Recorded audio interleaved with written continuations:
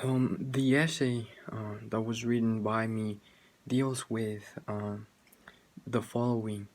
thesis that I'm going to defend throughout the whole written text, and uh, the thesis is that secularization processes have caused many of the original Christian foundations in the Netherlands to cease their existence to a certain extent. Of course, knowing that despite this, there's still a very prominent Christian population. Um, Most of their beliefs have been shattered and have been pushed away by the new um, the new normal set by secularization processes. So, being said that, I decided to choose three different perspectives learned in class, which is the cluster of different perspectives, the values and norms, and the difference between regions. And of course, I have decided also to put all the insight and the input learned from you, the teachers, into all of the explanation. And aside from that, just following the same guidelines which you have explained before to write the essay. I have also compared my home country to the case that I'm studying here. So, being said that, um, from an outer and a foreign perspective, people considered the Netherlands to be a very liberal country. And of course, that was the same perspective under which I thought the Netherlands to be under. And it wasn't until I came here to Zwolle that I um, faced what I thought at the beginning or initially, but at the same time, I have been able to meet some really cool Christian people that I didn't think I was going to meet here. And this was interesting because um, I live in a country that considers itself to be very religious, but I've never met um, people of faith who have actually been willing to accept their creeds or their beliefs. They have not been that very open about them. So it was interesting that in a country that people think it's going to be liberal and atheistic, I got to meet these Christian people that, and I write in my essay that um, during the short stay that I've had here in the Netherlands, compared to the stay of all my life in Ecuador, I think that I've met,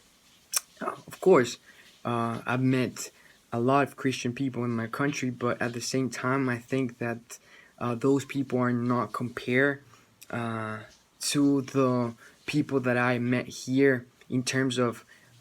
time, because I met them here really quickly. And in Ecuador, it has took me a while to finally get to know them or get close with them. So basically, what I'm arguing here is that this perception that many Ecuadorians had on the Netherlands, it's true to some extent, but at the same time, it's not true. Um, uh, I don't want to say at all, but it's not true when it comes to the fact that there are still Christian people living here. And at the end, I decide to say that those perceptions, even though they have been standardized and used greatly by other people and other countries to label a certain country under specific guidelines, those can be really uh, really bad because they're not telling objective reality. They're just um, stereotypes that are used that do not make justice to people and to Christian people living here. So then, following on to the second argument, um, I argued that the Netherlands over the past years has been accepting of different liberal policies, and this has to do with the fact that secularization has had a big share on the Netherlands government, because if it were not by that, then policy proposals wouldn't be oriented towards a secularizing initiative or a secularizing point of view. And given this, there has been some legislative initiatives that were not proposed by Christian leaning political parties that have called for the legalization of certain things that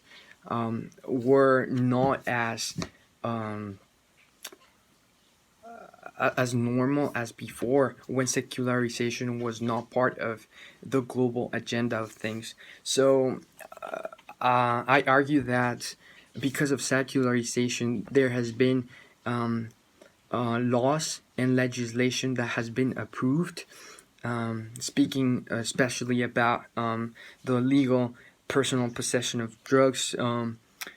prostitution, the legalization of prostitution, legalization of abortion, and the legalization of same-sex marriage, which under a Christian perspective, that once dominated the Dutch culture, was not something that it could have been thought of under the lens of a Christian perspective. So, being said that, my analysis addresses the fact that secularization has caused all of this, deciding to push away from what was once the normal standard of things in the Netherlands, that had a lot to do with the Christian perspective. And moving on forward to the third argument, I argue in that paragraph, the second to last one, because the last one is the conclusion, that given the different regions in the Netherlands, one cannot really be sure about how secularization processes has affected the Netherlands as a whole, because there are different regions with unique characteristics and unique circumstances that can't be taken away from the equation. So I argue there that because they are different regions with different ambitions, secularization processes have had different impacts at different paces within those regions. So, for example, speaking about the Randstad, I talk about how because the Randstad holds the most densely populated cities and the busiest seaports, the busiest airports, how those were heavily impacted by secularization because of their importance at international levels. But of course, because there's been a recent influx of migrants that because of the migration crisis around Europe, there's a lot of multi-ethnic groups coming into Europe, and they have also settled in the Netherlands. So because there's a lot of people coming into the Netherlands, having different backgrounds and having different thoughts, secularization has opened up the idea that there is not just a perspective that was once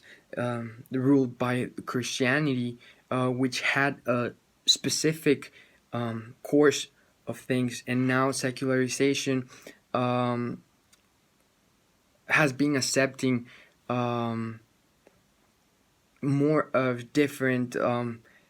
perceptions and points of view coming from different people. And what I address there is that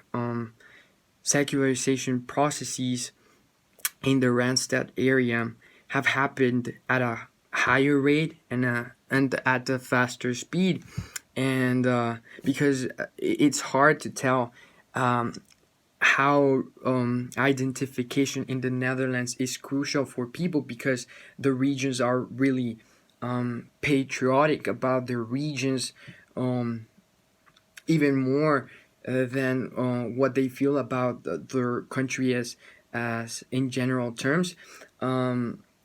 Secularization has grabbed a hold of that, and it has made people believe that secularization processes being part of a liberal perspective, it's inclusive of more people, targeting older perceptions of public life like Christianity that were shunned by secularism and secularization, meaning that it is said that they're not to be representative, or they're not to be seen as a worldview that represents most people. And then on, I'm also talking about the southern part of the Netherlands, and I speak about how, because they're different as well compared to the Randstad, the secularization processes have also undertake a different path to that, and also according to my research, there's also, and to the classes, of course, there's also a region that I wanted to address in the essay, and that I eventually did address, which is I forget the name now, but also, of course, this region has a different implication because of secularization. So, and sorry, finally, I wanted to address the Bible Belt area, and of course, secularization processes have happened differently there because of what the Bible Belt stands for and what the Bible Belt holds as a population, because these people are open about how Christian they are, and how they have decided to keep certain specific habits to which they have based their whole lives under the Bible teaching. So, of course, given all of these special characteristics from regions, it's hard to tell that secularization processes have happened at a national level at same paces and at same rates. And my point is that they have not. And the last thing that I wanted to mention, part of my my knowledge that I have been gaining by doing this, is that of course, first, the point of view about foreigners looking at the Netherlands and saying that the Netherlands is a full atheistic country, a full out secularized country, is false, because of my personal experiences, my experiences at Windesheim, that happened to be a once Christian oriented and leaning university, and also due to the fact that I've met a lot of Christian people so far. So that specific standard of statements cannot really apply fully to the Netherlands. So there needs to be a really careful pick by the people who choose to say this, because that's not objective reality. That's something that has been twisted and has been camouflaging certain things that are not true. And then, of course, my point of view is also, and part of the knowledge that I have been able to comprehend and understand, is that the more secularization processes grab a hold of society and are part of policies and are part of social activity, the more religious communities, especially Christian background people, are going to start diminishing in the numbers of adherents. And my point there goes back to the fact that we have seen a decrease in the number of Christian adherents over the years, and regardless of the fact that still the Christian population is still important, there is a decreasing rate under which people convert to Christianity compared to previous years, and speaking about older decades, and that rate was really high. So the more secularization processes happen at a faster level, the more Christianity-oriented communities are going to feel unrepresented and are going to see the severe implication that means to them, of course, as also communities with their own ambitions, with their own determinations, that are not being represented by a secularized point of view. And yeah, that's everything that I have to say for the project that I did with regards to the essay. Hoping that you, the teachers, find it really interesting, find the findings really striking, and also thanking you all for the hard work that you put in for these first block. Amid all the coronavirus circumstances, I know that you had planned out some field trips, but anyways, the class was really good, really interesting, and I think that I'm taking with me a higher level of knowledge with regards to Dutch society than I did eventually have in the past, because I didn't really know anything about the Netherlands other than the flag, the colors that you guys choose to be represented by. That I found out that